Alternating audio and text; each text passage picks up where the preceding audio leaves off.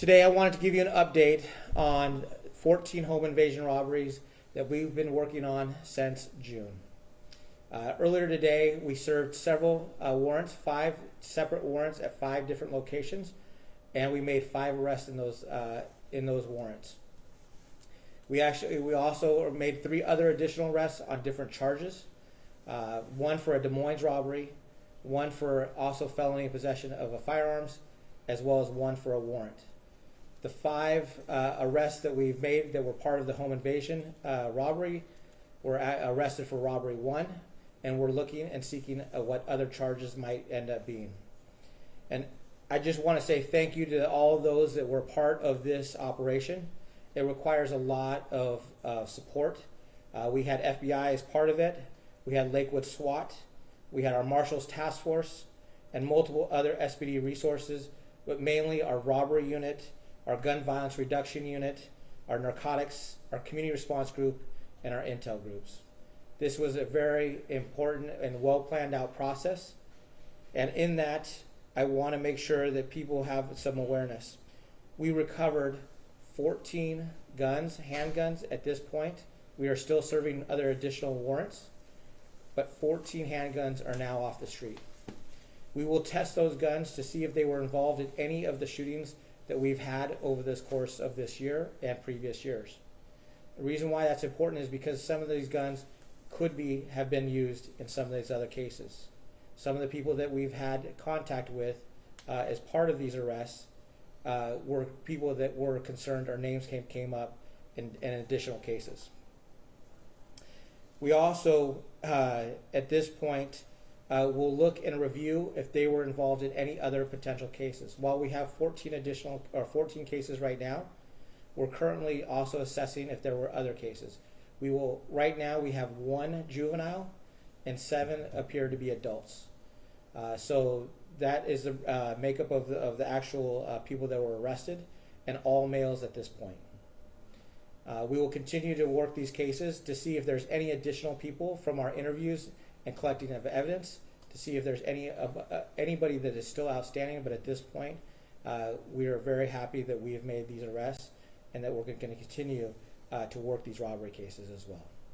Open up for questions. Can you tell us how you got to this point of making arrests? Yeah, so, and I'll give you just a little bit of information. So June is when we initially had the first home invasion robbery. We had a couple in July. And as we started to compile that information and suspect information, we started to actually see what was actually kind of the trend that was leading to us. And then from that, I'll leave our probable cause statements to get more in depth of what that looks like, because there's a lot of investigative work on that. And I just truly want to say that some of the detectives' work on this, the search warrants that they were able to produce, everything from phone records to all sorts of other things will be part of that investigation. And it's very impressive to just see their diligent work on this. But they were able to identify 5 people that were the main associates of or the main culprits of this, and were able to put arrest warrants together, signed by a judge for us to actually initiate their arrest. How old is the teenager, and how many people related, like cousins, brothers? That I don't know the relation between the 5. The juvenile was, I believe, 17 years old, and will probably, as they get charged, the more additional information will come out. And not sure their past record, not sure if they've had what other criminal history they've had, but right now the other 7 one was wanted for a Des Moines robbery, so we know not necessarily for our robbery, but for another outside city as well. Have the suspects given any indication on why they were targeting the Asian American community? And have you guys gotten any indication that this might be a hate crime at all? Well, that is one of the things that we are actually looking at, what that charge could be. Potentially, it could be a hate crime. But we're working through that. We have to make sure that we work with the prosecutor's office to make sure that we meet all those elements, and they feel confident in them moving that case forward. But that is actually one of the things that we are looking at, charging them with potentially a hate crime. We know that we have a robbery 1 that they are being booked on. We're not sure why the Asian community was targeted as part of this. There are certain things that sometimes lend to a community might be impacted. Previous years, about 4 or 5 years ago, we had the Asian community was impacted where people were being followed home from casinos because they have access to cash on hand, and so sometimes those factors do play a role in a community, whether they keep cash in hand, they keep cash in their house. So those are things that we're currently investigating as part of that. But those are sometimes those factors that actually play into that. One more question? Chief, Or- unrelated, but. Okay. Yeah, I was going to ask unrelated. This is the first time, since we've had 2 body cam instances that come out, and Mhm. the Times reported about the SPD not renewing the contract with it. Just what are your thoughts about this, given the comments that were made by Officer Arter and the other comments made by an officer on body camera to have this news come out? Can you shine a little bit more light on this situation? Yeah, as part of our accountability ordinance, there's not much I could say because at the end of the day, I'm the final arbitrator of discipline. So in order to not impact any case, if there is some level of discipline, I want to make sure I respect the process. But with that said, those are under Office of Police Accountability. Those came from, the Officer Otter's case came internally from our own personnel. And then on the second case, it came from an outside organization, a nonprofit. Immediately end up having certain actions to put the officer on administrative leave, and so very clear, different types of cases, but very complicated. But I know that it's created some huge impacts in our Asian community. I've been meeting with the Asian community. I've been meeting with the Indian community, the South Asian communities, and having extensive conversations and really listening sessions.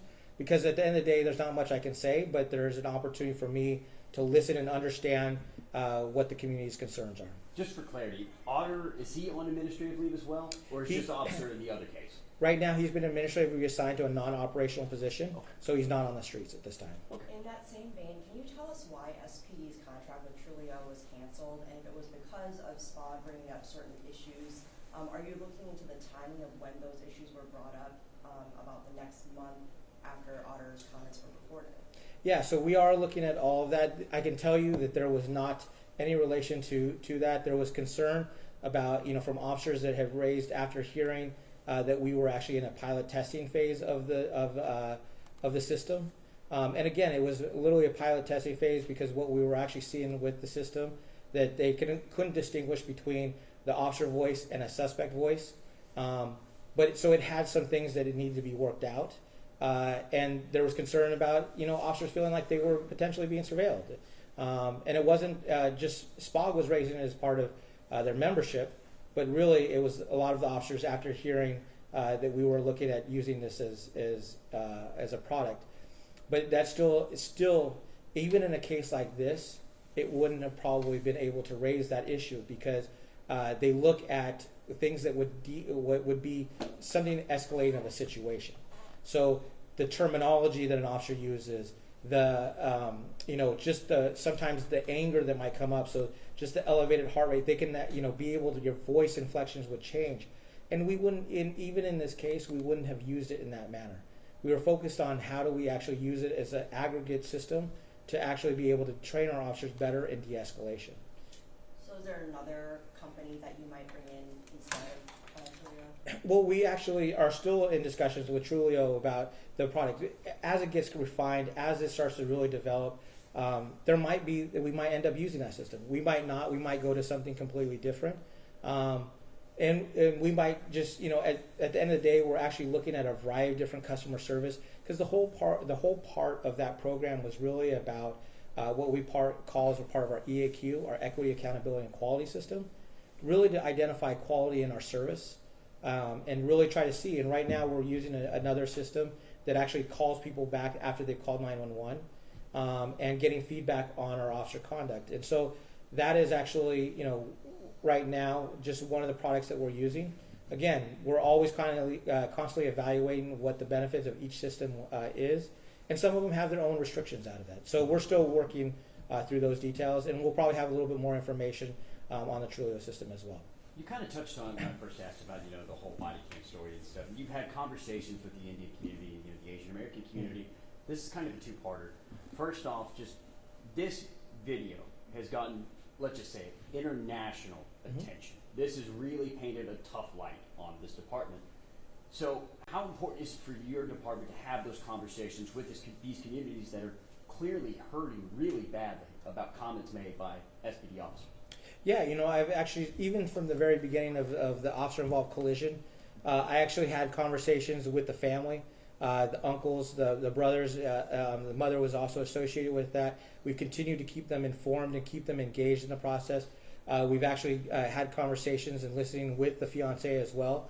I know not only the family has been impacted, but the community's been impacted.